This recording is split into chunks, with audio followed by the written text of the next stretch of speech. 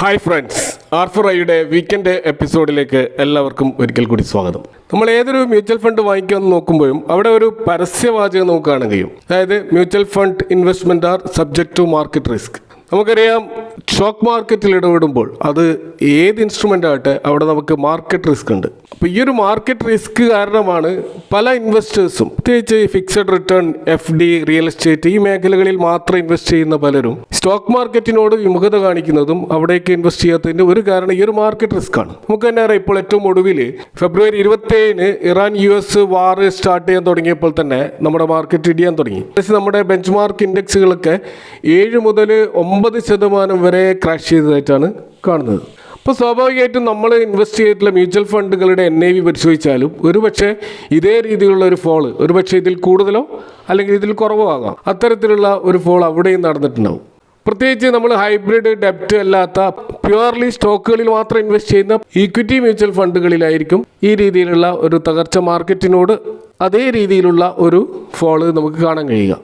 അപ്പോൾ നമുക്കറിയാം, നമ്മളൊരു മ്യൂച്വൽ ഫണ്ടിൽ ഇൻവെസ്റ്റ് ചെയ്യുന്നതിൻ്റെ ഉദ്ദേശം എക്സ്ട്രാ റിട്ടേണിന് വേണ്ടിയിട്ടാണ്.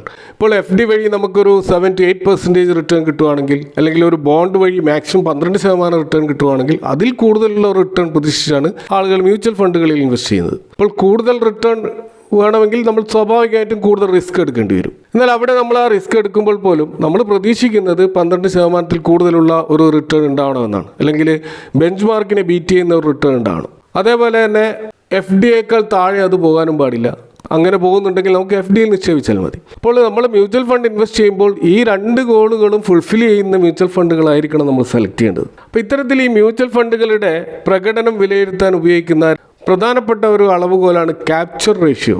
അതായത് ഈ മാർക്കറ്റിലുണ്ടാകുന്ന ഈ ചാഞ്ചാട്ടങ്ങൾ, ഈ കയറ്റിറക്കങ്ങൾ, അതിനെ ഈ മ്യൂച്വൽ ഫണ്ട് മാനേജേഴ്സ് എത്രമാത്രം പ്രയോജനപ്പെടുത്തുന്നുണ്ട്, അല്ലെങ്കിൽ എത്രമാത്രം അതിനെ പ്രതിരോധിക്കുന്നുണ്ട് എന്നതാണ് ഈ ഒരു ക്യാപ്ചർ റേഷ്യോയിലൂടെ നമ്മൾ മനസ്സിലാക്കുന്നത്. ഇപ്പോൾ 2 തരത്തിലുള്ള ക്യാപ്ചർ റേഷ്യോസ് ആണുള്ളത്. ഒന്ന് അപ്സൈഡ് ക്യാപ്ചർ റേഷ്യോ. അപ്പോൾ ഇവിടെ മാർക്കറ്റ് തിരിച്ചു കയറുമ്പോൾ, അല്ലെങ്കിൽ ഒരു ബുൾ മാർക്കറ്റിലേക്ക് വരുമ്പോൾ ഈ അപ്സൈഡ് ക്യാപ്ചർ റേഷ്യോ 100ന് മുകളിൽ വരികയാണെങ്കിൽ അതിൻ്റെ അർത്ഥം ആ മ്യൂച്വൽ ഫണ്ട് ബെഞ്ച് മാർക്കിനേക്കാൾ കൂടുതലായിട്ടുള്ള റിട്ടേൺ നമുക്ക് തരാൻ കഴിവുള്ള ഒരു മ്യൂച്വൽ ഫണ്ടാണെന്നാണ്. എന്നാൽ മറ്റൊരു ക്യാപ്ചർ റേഷ്യോ ഉള്ളത് ഡൗൺ സൈഡ് ക്യാപ്ചർ റേഷ്യോ ആണ്. ഈ ഡൗൺ സൈഡ് ക്യാപ്ചർ റേഷ്യോ 100ൽ കുറവായിരിക്കണം. അങ്ങനെയാണെങ്കിൽ മാർക്കറ്റ് തകരുമ്പോൾ നമ്മൾ ഇൻവെസ്റ്റ് ചെയ്ത ഈ ഒരു മ്യൂച്വൽ ഫണ്ട് മാർക്കറ്റിൻ്റെ അത്ര തന്നെ തകരുകയില്ല, അതിലും കുറവേ താഴോട്ടേക്ക് വരികയുള്ളൂ. താഴോട്ടേക്ക് സ്വാഭാവികമായിട്ടും വരും, പക്ഷേ അത് മിനിമൈസ് ചെയ്യപ്പെടും. ബെഞ്ച് മാർക്ക് താഴ്ന്ന അത്ര ഇത് താഴോട്ടേക്ക് പോകില്ല.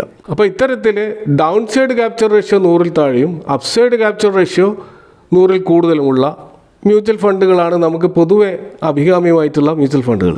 അപ്പോൾ ഈ ക്യാപ്ചർ റേഷ്യോ കാൽക്കുലേറ്റ് ചെയ്തത് എങ്ങനെയാണെന്ന് വെച്ച് കഴിഞ്ഞാൽ, ഇപ്പോൾ ഒരു നിശ്ചിത കാലയളവിൽ ഈ ഫണ്ടിൻ്റെ റിട്ടേണിനെ അതിൻ്റെ ബെഞ്ച് മാർക്ക് റിട്ടേണുമായിട്ട് ഡിവൈഡ് ചെയ്തിട്ട് അതിനെ 100 കൊണ്ട് മൾട്ടിപ്ലൈ ചെയ്താൽ നമുക്ക് ഈ ഒരു ക്യാപ്ചർ റേഷ്യോ കിട്ടും. അപ്പോൾ അപ്സൈഡ് ക്യാപ്ചർ റേഷ്യോ ആണ് നമ്മൾ നോക്കുന്നതെങ്കിൽ നമ്മൾ മാർക്കറ്റിൻ്റെ ഈ ബെഞ്ച് മാർക്ക് ഇൻഡെക്സിൻ്റെ പോസിറ്റീവ് റിട്ടേൺ നൽകിയ മാസങ്ങൾ മാത്രം എടുക്കും, എന്നിട്ടായിരിക്കും അതിൻ്റെ കാൽക്കുലേഷൻ നടത്തുക. അതേപോലെ ഡൗൺ സൈഡ് ക്യാപ്ചർ റേഷ്യോ ആണ് കണക്കാക്കുന്നതെങ്കിൽ നമ്മുടെ മാർക്കറ്റ് എത്രമാത്രം നെഗറ്റീവ് റിട്ടേൺ നൽകിയിട്ടുണ്ടോ ആ മാസങ്ങളുടെ റിട്ടേൺ എടുത്തുകൊണ്ടാണ് ഈ കാൽക്കുലേഷൻ നടത്തുന്നത്. അപ്പോൾ സ്വാഭാവികമായിട്ടും ഇത്തരം ഒരു ക്യാപ്ചർ റേഷ്യോ അപ്സൈഡ് ആയാലും ഡൗൺ സൈഡ് ആയാലും അത് നമ്മൾ പരിശോധിക്കുമ്പോൾ ഏറ്റവും ചുരുങ്ങിയത് ഒരു 3 വർഷത്തെ ഹിസ്റ്ററിയെങ്കിലും നമ്മൾ കാൽക്കുലേറ്റ് ചെയ്യണം. അല്ലാതെ കഴിഞ്ഞ 6 മാസത്തെ അല്ലെങ്കിൽ 1 വർഷത്തെ മാത്രം എടുത്താൽ നമുക്കൊരിക്കലും ഒരു കൃത്യമായിട്ടുള്ള പിക്ചർ കിട്ടുകയില്ല. കാരണം ഒരു മാർക്കറ്റിൻ്റെ ഒരു പൂർണ്ണമായ ചക്രം, ഇപ്പോൾ അതിൻ്റെ കയറ്റവും ഇറക്കവും ക്രാഷും ബുൾ മാർക്കറ്റും എല്ലാം കടന്നുപോയിട്ടുള്ള ഒരു സൈക്കിളിലൂടെയുള്ള ഒരു റിട്ടേൺ ആണ് നമ്മൾ പരിശോധിക്കേണ്ടത്. അപ്പോൾ നമ്മൾ ഇൻവെസ്റ്റ് ചെയ്ത മ്യൂച്വൽ ഫണ്ടിൻ്റെ ഇപ്പോഴുള്ള ഈ ഒരു വാർ സിറ്റുവേഷനിലൊക്കെ എത്രമാത്രം അത് താഴോട്ടേക്ക് പോകാൻ സാധ്യതയുണ്ട് എന്ന് നമുക്ക് ഈ ഒരു ക്യാപ്ചർ റേഷ്യോ വെച്ച് നമുക്ക് പരിശോധിക്കാവുന്നതാണ്. അപ്പോൾ അപ്സൈഡ് ക്യാപ്ചർ റേഷ്യോ 100ന് മുകളിലും അതുപോലെ ഡൗൺ സൈഡ് ക്യാപ്ചർ റേഷ്യോ 100ന് താഴെയും. അപ്പോൾ ഈ 100ന് താഴെ എന്ന് പറയുമ്പോൾ മിനിമം ഒരു 80ന് താഴെയെങ്കിലും അത് പോവുകയാണെങ്കിൽ അത് നല്ലൊരു മ്യൂച്വൽ ഫണ്ടാണെന്ന് നമുക്ക് മനസ്സിലാക്കാം. ഇത് നമുക്ക് ചില മ്യൂച്വൽ ഫണ്ടുകൾ ഉദാഹരണമായി എടുത്തുകൊണ്ട് ഒന്ന് പരിശോധിച്ച് നോക്കാം. ഇപ്പോൾ ഇത് മനസ്സിലാക്കാൻ വേണ്ടി ധാരാളം വെബ്സൈറ്റുകൾ ലഭ്യമാണ്. ഇപ്പോൾ advisor coach, Morningstar, Value Research പോലെ ധാരാളമായിട്ട് മ്യൂച്വൽ ഫണ്ടുകൾ ട്രാക്ക് ചെയ്യുന്ന വെബ്സൈറ്റുകൾ നമുക്ക് കാണാൻ പറ്റും. അവിടെ നമുക്ക് അപ്സൈഡ് ക്യാപ്ചർ റേഷ്യോയും ഡൗൺ സൈഡ് ക്യാപ്ചർ റേഷ്യോയും റെഡിമെയ്ഡായിട്ട് ലഭിക്കുന്നതാണ്. അപ്പോൾ ഇവിടെ ഫസ്റ്റ് ഒരു കാറ്റഗറി, ലാർജ് ക്യാപ് കാറ്റഗറിയിലുള്ള 2 മ്യൂച്വൽ ഫണ്ടുകൾ, അതിൻ്റെ ക്യാപ്ചർ റേഷ്യോ എങ്ങനെയുണ്ട് നമുക്ക് നോക്കാം. അപ്പോൾ അതിനുവേണ്ടി 2 മ്യൂച്വൽ ഫണ്ടുകൾ തിരഞ്ഞെടുത്തിട്ടുണ്ട്. ഇപ്പോൾ ഏറ്റവും അധികം AUM ഉള്ള മ്യൂച്വൽ ഫണ്ടുകളാണ് ഇവിടെ തിരഞ്ഞെടുത്തത്. അപ്പോൾ ഇൻഡെക്സ് ഫണ്ടുകളെ ഇവിടെ പരിഗണിക്കുന്നില്ല. കാരണം ഇൻഡെക്സ് ഫണ്ടുകൾ എപ്പോഴും ബെഞ്ച് മാർക്കിനോട് അതേ രീതിയിലുള്ള ഒരു അപ്സൈഡും ഡൗൺ സൈഡാണ് കാണിക്കുക. അതുകൊണ്ട് അതിൻ്റെ ഈ ക്യാപ്ചർ റേഷ്യോ പരിശോധിക്കുന്നതിൽ അർത്ഥമില്ല. ഇവിടെ ആക്റ്റീവായിട്ടുള്ള മ്യൂച്വൽ ഫണ്ടുകളാണ് നമ്മൾ നോക്കുന്നത്. അപ്പോൾ ഏറ്റവും അധികം ഏകമുള്ള ലാർജ് ക്യാപ് ഫണ്ടായിട്ടുള്ള ICICI Prudential ലാർജ് ക്യാപ് ഫണ്ടിൻ്റെയും അതേപോലെ രണ്ടാം സ്ഥാനത്ത് നിൽക്കുന്ന SBIയുടെ ബ്ലൂ ചിപ്പ് ലാർജ് ക്യാപ് ഫണ്ടിൻ്റെയും ഒരു പെർഫോമൻസ് നമ്മൾ നോക്കുകയാണെങ്കിൽ, അപ്പോൾ ICICI Prudential large cap fund direct growth ഈ ഒരു ഫണ്ടിൻ്റെ അപ്സൈഡ് മാർക്കറ്റ് ക്യാപ്ചർ റേഷ്യോ 104 എന്നാണ് നമ്മൾ കാണുന്നത്. അതുപോലെ ഡൗൺ സൈഡ് ക്യാപ്ചർ റേഷ്യോ 82 ആണ്. 3 വർഷത്തെ ഒരു പീരീഡിലുള്ള ക്യാപ്ചർ റേഷ്യോ ആണ് ഇവിടെ കാണിക്കുന്നത്. അപ്പോൾ ഇവിടെ അപ്സൈഡ് ഓക്കെ നല്ല റിട്ടേൺ നൽകുന്നുണ്ട്, പക്ഷേ ഡൗൺ സൈഡ് പ്രൊട്ടക്ഷൻ കുറവാണെന്ന് കാണാം. കാരണം അത് 80 മുകളിലാണ്, 82 ആണ്. അതായത് ബെഞ്ച് മാർക്കിന് കുറവാണെങ്കിലും അത്ര കുറവല്ല, 82 നിൽക്കുന്നത്.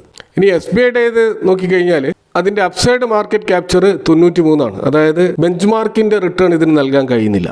അതേപോലെ ഡൗൺ സൈഡ് പ്രൊട്ടക്ഷനും കുറവാണെന്ന് കാണാം, 85 ആണ്. അതായത് ICICI Prudentialനേക്കാൾ കുറവാണ്. അപ്പോൾ 80 താഴെയുള്ളതാണ് നമുക്ക് കുറച്ചും കൂടി ഐഡിയൽ ആയിട്ടുള്ള ഒരു നമ്പറായിട്ട് കാണാൻ കഴിയുക. ഇനി ഏറ്റവും അധികം ഏകമുള്ള 2 ഫ്ലക്സി ക്യാപ്പുകൾ ഫണ്ടുകൾ എടുക്കുകയാണെങ്കിൽ അതിലൊന്ന് HDFC ഫ്ലക്സി ക്യാപ് ഫണ്ടാണ്. അതിൻ്റെ അപ്സൈഡ് മാർക്കറ്റ് ക്യാപ്ചർ റേഷ്യോ കാണുന്നത് 97 ആണ്. അതായത് ബെഞ്ച് മാർക്കിനോട് അതേപോലെയുള്ള ഒരു റിട്ടേൺ ആണ് നൽകുന്നത്. ബെഞ്ച് മാർക്ക് ഇവിടെ നിഫ്റ്റി 500 ആണ്. അതുപോലെ ഡൗൺ സൈഡിലുള്ള അതിൻ്റെ പ്രൊട്ടക്ഷൻ പക്ഷേ വളരെ സ്ട്രോങ് ആണ്. കാരണം 57 എന്ന ഒരു വാല്യൂ ആണ് കാണുന്നത്. അതായത് 80 എത്രയോ താഴെയാണ്. അതുകൊണ്ട് തന്നെ ഇത് വളരെ ധൈര്യമായിട്ട് ഇൻവെസ്റ്റ് ചെയ്യുന്ന ഒരു ഫ്ലക്സി ക്യാപ് ഫണ്ടാണ്. ഇനി നമ്മൾ Parag Parikh flexi cap fund നോക്കിക്കഴിഞ്ഞാൽ അവിടെയും അപ്സൈഡ് ക്യാപ്ചർ റേഷ്യോ കുറവാണ്, 82 ആണെന്ന് കാണാം. അതായത് മാർക്കറ്റ് തിരിച്ചു കയറുമ്പോൾ അതേ സ്പീഡിൽ ഈ ഫണ്ട് മുന്നോട്ട് കയറണമെന്നില്ല. എന്നാൽ ഡൗൺ സൈഡ് പ്രൊട്ടക്ഷൻ വളരെ ഹൈ ആണെന്ന് കാണാം. അത് 36 എന്ന ലെവലിലാണ്. കഴിഞ്ഞ 3 വർഷത്തെ ഒരു റിട്ടേൺ ആണ് ഇത് സൂചിപ്പിക്കുന്നത്. ഇനി മിഡ് ക്യാപ് ഫണ്ടുകളിലേക്ക് വന്നു കഴിഞ്ഞാൽ ഇപ്പോൾ ഏറ്റവും അധികം മേയമുള്ള ഒരു മിഡ് ക്യാപ് ഫണ്ടാണ് HDFCയുടെ മിഡ് ക്യാപ് ഓപ്പർച്യൂണിറ്റീസ് ഫണ്ട്. ഇതിൻ്റെ അപ്സൈഡ് മാർക്കറ്റ് ക്യാപ്ചർ റേഷ്യോ 93 ആണ്. അതായത് ബെഞ്ച് മാർക്കിനെ ബീറ്റ് ചെയ്യുന്നില്ല, പക്ഷേ ഡൗൺ സൈഡ് പ്രൊട്ടക്ഷൻ വളരെ സ്ട്രോങ് ആണെന്ന് കാണാം. അത് 70 എന്ന ലെവലിലാണ്, 80 നിന്നും എത്ര താഴെയാണ്. ഇതേപോലെ രണ്ടാം സ്ഥാനത്ത് AUM ഉള്ള ഒരു മിഡ് ക്യാപ് ഫണ്ടാണ് കൊഡാക് മിഡ് ക്യാപ് ഫണ്ട്. ഇതിൻ്റെ അപ്സൈഡ് മാർക്കറ്റ് ക്യാപ്ചർ റേഷ്യോ 90 ആണ്. അതായത് 100 മുകളിൽ വരുന്നില്ല, പക്ഷേ down side market capture ratio 86 ആണ്. അതും 80 മുകളിലാണ്. അപ്പോൾ ഈ 2 പാരാമീറ്ററിലും ഈ ഒരു മ്യൂച്വൽ ഫണ്ട് പരാജയപ്പെടുന്നതായിട്ട് കാണാം. ഇനി നമ്മൾ സ്മോൾ ക്യാപ് കാറ്റഗറിയിലുള്ള മ്യൂച്വൽ ഫണ്ട് നോക്കുകയാണെങ്കിൽ ഏറ്റവും അധികം ഏയുമുള്ള ഒരു സ്മോൾ ക്യാപ് മ്യൂച്വൽ ഫണ്ടാണ് HDFCയുടെ സ്മോൾ ക്യാപ് ഫണ്ട്. ഇതിൻ്റെ മാർക്കറ്റ് ക്യാപ്ചർ റേഷ്യോ ഇപ്പോൾ 77 എന്ന ലെവലാണ്. നിഫ്റ്റി സ്മോൾ ക്യാപ് 250 ഇൻഡെക്സിനെ ബീറ്റ് ചെയ്യാൻ സാധിച്ചില്ല. എന്നാൽ down side market capture ratio 67 ആണ്. അതായത് ഇൻഡെക്സ് എത്ര താഴോട്ടേക്ക് പോകുന്നു അത്രത്തോളം ഇത് താഴോട്ടേക്ക് പോകുന്നില്ല. വളരെ സേഫ് ആയിട്ടുള്ള ഒരു ഫണ്ടായിട്ട് നമുക്കിത് കാണാൻ കഴിയും. ഇതേപോലെ തന്നെ Nippon India small cap fund അത് ഏറ്റവും അധികം ഏയുമുള്ള ഒരു സ്മോൾ ക്യാപ് ഫണ്ടാണ്. ഇതിൻ്റെ അപ്സൈഡ് മാർക്കറ്റ് ക്യാപ്ചർ റേഷ്യോ 85 ആണ്. അതായത് ഇൻഡെക്സിനെ ബീറ്റ് ചെയ്തിട്ടില്ലെങ്കിൽ മോശമല്ലാത്ത ഒരു അപ്സൈഡ് മാർക്കറ്റ് ക്യാപ്ചർ റേഷ്യോ ആണ്. അതേപോലെ ഡൗൺ സൈഡ് മാർക്കറ്റ് ക്യാപ്ചർ റേഷ്യോയും 73 ആണ്. ഇൻഡെക്സിൻ്റെ അത്ര ഇത് താഴോട്ടേക്ക് പോകുന്നില്ല എന്ന് വ്യക്തമാണ്. അപ്പോൾ ഈ 2 സ്മോൾ ക്യാപ് ഫണ്ടുകളും നമുക്ക് മോശമല്ലാത്ത ഒരു റേഷ്യോ ആണ് സൂചിപ്പിക്കുന്നതെങ്കിലും റിട്ടേൺ ഇൻഡെക്സിനെ ബീറ്റ് ചെയ്തിട്ടില്ല എന്നുള്ള സത്യം നമ്മൾ മനസ്സിലാക്കണം.